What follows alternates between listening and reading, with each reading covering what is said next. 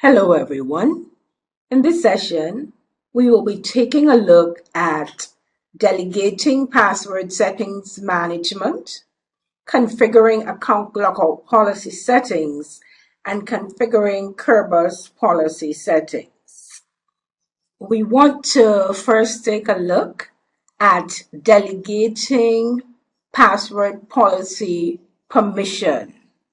You might want to delegate the permission to change passwords, to reset passwords to a group, preferably your IT admin group. So let's go ahead and see how we do that. We're going to go into Tools, Active Directory, Users and Computers. We're going to expand Contoso.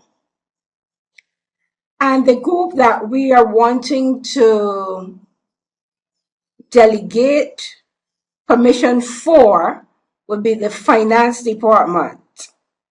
So we're going to have an OU and we're going to place the finance department users in that OU. What we want to do is to give a special group or a specific group of users permission to reset passwords for that OU only.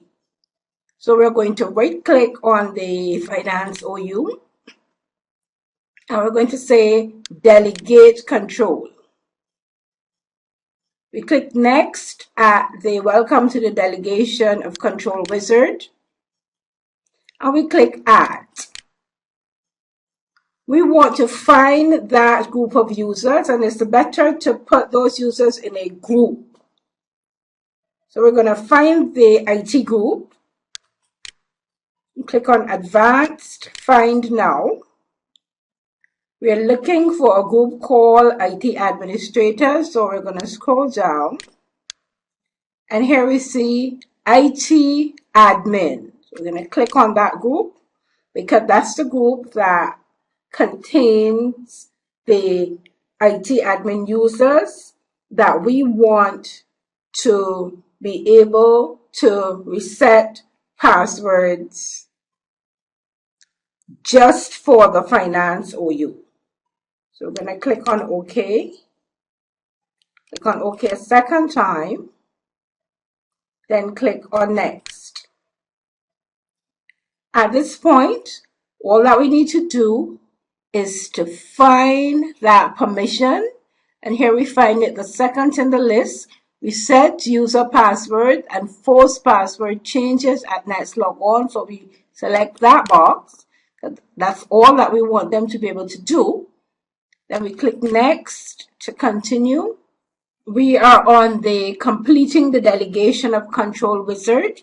And we can see here that the groups, users, or computers to which you have given control, which is the IT admin group which we chose, and you choose to delegate the following tasks. Let's click the down arrow to see the task. And it says reset user passwords and force password change at log on. So that is the task that we picked up, and that is the only task that the IT admins have been delegated to perform on the finance OU. Let's click on finish and close Active Directory, users and computers.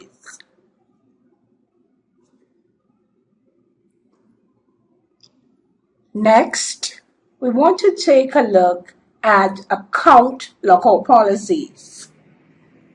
Now, someone who attempts to use more than a few unsuccessful passwords while trying to log on to your system might very well be a malicious user who is attempting to determine an account password by trial and error. Windows domain controllers keep track of logon attempts, and we can configure policy to respond to this type of potential attack by disabling the account for a preset period of time. Account lockout policy settings can control the threshold for this response and the actions to be taken after that threshold is reached. We're now going to edit the default domain policy and take a look at account lockout policies. I'm going to click on Tools, Group Policy Management. We're going to expand Contoso. Going to expand domains. We're going to expand Contoso, and we want to right-click on default domain policy and select Edit to edit that policy. We're going to access the policy through Computer Configuration, Policies, Windows Settings, Security Settings, Account Policies, Account Logout Policy. You can see that we have three settings here: Account Lockout Duration, Account Lockout Threshold, and we set Account Lockout Counter after.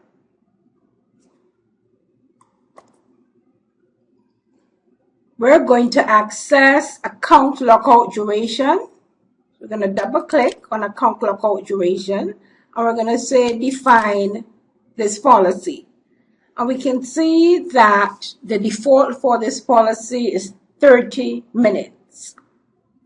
The Account Lockout Duration policy setting determines the number of minutes that a locked out account remains locked out before automatically becoming unlocked. A value of 0 specifies that the account will be locked out until an administrator explicitly unlocks it. If account lockout threshold is set to a number greater than 0, account lockout duration must be greater than or equal to the value of reset account lockout counter after.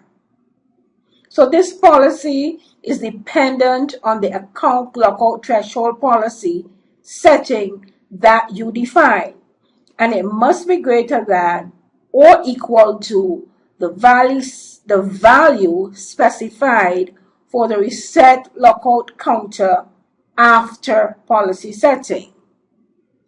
You can click on the Explain tab to see a description of that policy. We're going to click on OK, and we're going to click here on the suggested value, click on OK again, and we want to take a look at the account lockout threshold. The setting here should be 0 for the default invalid logon attempts.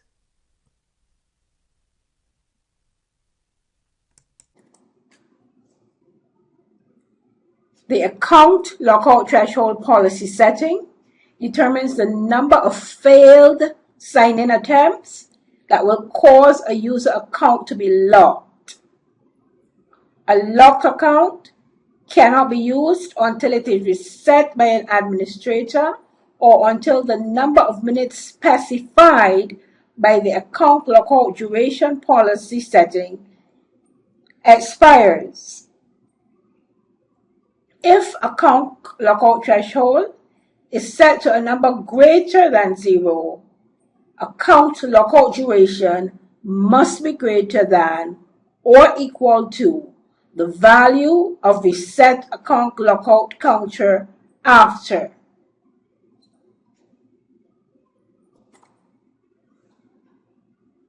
As with our last setting, we can click on the Explain tab, which gives us a description of that policy setting.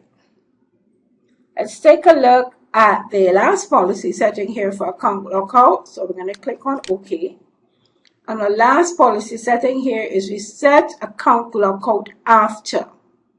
We want to double click on that setting, and we can see that the default is 30 minutes. The reset account lockout counter after policy setting determines the number of minutes that must elapse from the time a user fails to log on before the failed logon attempt counter is reset to 0. If account lockout threshold is set to a number greater than 0, this reset time must be less than or equal to the value of account lockout duration. One disadvantage is setting this too high. If you set this too high and the user locks themselves out for an inconveniently long period of time, if they happen to exceed the account lockout threshold through logon errors, users may make excessive help desk calls to you, the admin. So that's a disadvantage of setting that for a very long period. Now we have looked at those 3 settings for account lockout policy, and those settings determine the lockout policy for the domain if you set the policy at the default domain level. Remember, with Server 2012, we can set PSOs where we can set different password policies for different users or different groups. We want to turn our attention to Kerberos policy settings. Kerberos version 5 is a Windows authentication protocol that gives us the default mechanism for authenticating services and authorizing data. This protocol is necessary for the user to access a resource and perform a task on that resource. If we reduce the life of Kerberos tickets, then we would be reducing the risk of a legitimate user's credentials being stolen and successfully used by an attacker. However, this also increases the authorization overhead. So in most environments, these settings should not be changed. They don't need to be changed. To access this policy, we would have edited the default domain policy object, and we're going to go to computer configuration, policies, Windows settings, security settings, account policies, and the last one in the account policies is Kerberos policy. Kerberos policy has these settings: enforce user logon restrictions, maximum lifetime for service tickets, maximum lifetime for user tickets, maximum lifetime for user ticket renewal, and maximum tolerance for computer and clock synchronization. Let us take a look at the first setting, enforce user logon restrictions. This setting is enabled, and this setting determines whether the Kerberos 5 Key Distribution Center, also known as KDC, validates every request for a session ticket against the user rights policy of that particular user account. Validating each request for a session ticket is optional because the extra step takes time, and time can slow network access to services. The values for this group policy would be enable and disable. If this policy setting is disabled, users might be granted session tickets for services that they do not have the right to use. So it's advisable to set this enforce user logon restriction as enable. So that is recommended to leave that restriction as enable. As in the other settings, we have the explain tab where we can look at the description of that policy setting. We're going to click OK to close the box, and we're going to go to the next setting, maximum life for service ticket. And again, that setting is defined.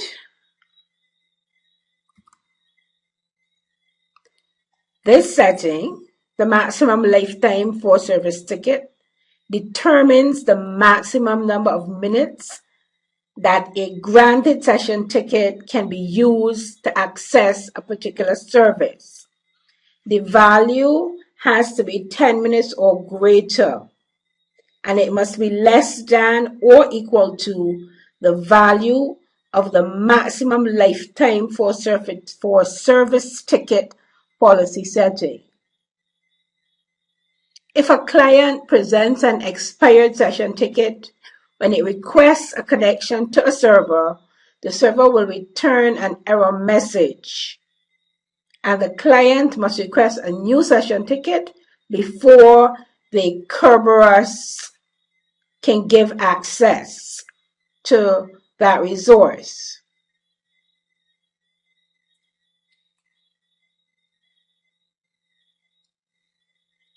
Again, the Explain tab gives you a description of that particular setting.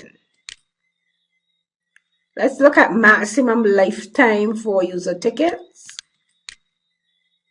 We can see that the default, that is 10 hours. The ticket will expire in 10 hours. This setting determines the maximum amount of time in hours that a user's ticket granting ticket can be used. When the user's ticket granting ticket expires, a new one must be requested or the existing one must be renewed. If the value for this policy setting is too high, users might be able to access network resources outside of their logon hours, or users whose accounts have been disabled might be able to continue to access network services by using valid service tickets that were issued before their account was enabled. If the value is set to 0, ticket granting tickets never expire. Click on the Explain tab. Again, there's a description for that setting. We move on to the next setting, maximum lifetime for user ticket renewal. Let's expand that one. And we see here that the default is 7 days. This particular setting determines the period of time in days during which a user's ticket granting ticket can be renewed. Click on the Explain tab, and we have a description for that setting. Our final setting is maximum tolerance for computer clock synchronization. Let's double click on that. And this policy setting determines the maximum time difference in minutes that the Kerberos version 5 protocol tolerates between the time on the client clock and the time on the domain controller that provides Kerberos authentication. And we can see that the maximum is 5 minutes. Please note that the synchronization is between the domain controller and the client. And again, the maximum time tolerance is 5 minutes.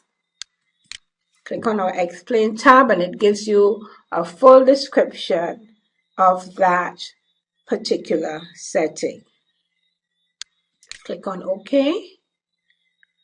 We want to close the Group Policy Management Editor.